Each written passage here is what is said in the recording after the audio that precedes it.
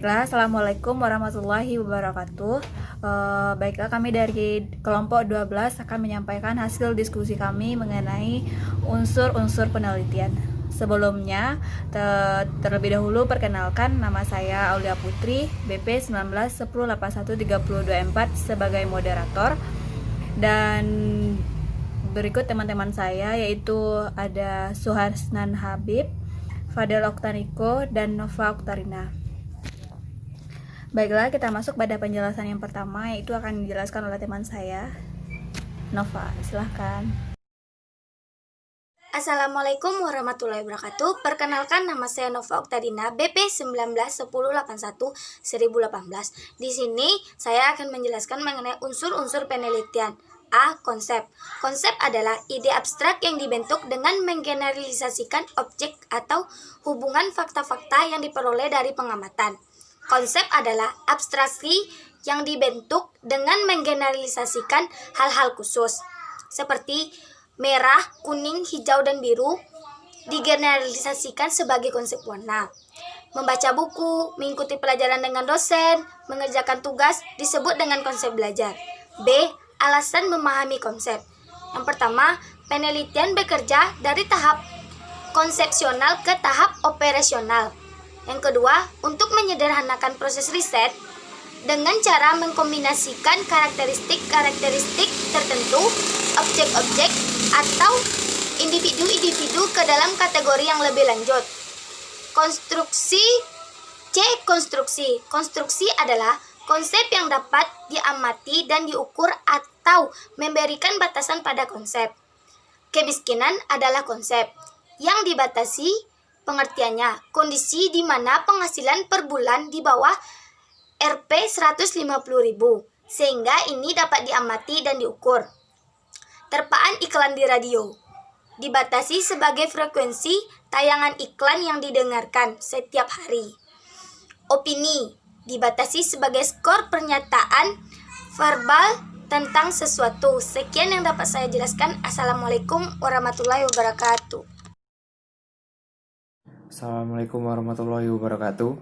Perkenalkan, nama saya Fadel Oktaniko dari BP 1910812012. Di sini saya akan menjelaskan tentang variabel. Variabel adalah konsep dalam bentuk konkret atau konsep operasional. Misalnya terpaan media yang mempunyai sifat sangat sering, jarang, dan tidak pernah. Selanjutnya adalah jenis-jenis variabel. Jenis variabel terdiri dari 7 macam. Yang pertama adalah variabel bebas dan variabel tidak bebas. Yang kedua adalah variabel aktif dan variabel atribut. Yang ketiga, variabel berdasarkan nilainya. Yang keempat, variabel nominal. Yang kelima, variabel ordinal. Yang keenam, variabel interval. Dan yang ketujuh, variabel rasio. Selanjutnya, saya akan menjelaskan tentang hipotesis. Hipotesis berasal dari kata hypo yang berarti kurang, dan tesis yang berarti pendapat. Jadi, hipotesis adalah pendapat yang kurang. Maksudnya pendapat yang masih belum tentu kebenarannya. Hipotesis adalah pernyataan yang membatasi dunia teori dengan dunia empiris. Baiklah, Assalamualaikum warahmatullahi wabarakatuh. Saya Suharsnan Habib, BP 2024 akan membacakan teori selanjutnya, yaitu kriteria hipotesis. Hipotesis harus sesuai dengan teori atau pengetahuan terkini dalam bidang yang diteliti. Hipotesis harus mempunyai konsistensi logis. Hipotesis harus ringkas, harus dapat diuji, harus dihubungkan dengan teknik riset yang ada.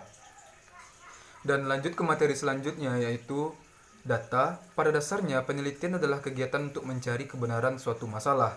Untuk menemukan kebenaran dibutuhkan kegiatan mengumpulkan fakta-fakta, menganalisisnya, menginterpretasikannya, dan menarik kesimpulan.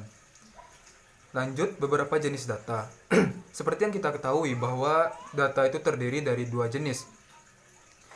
Yang pertama ada data kualitatif.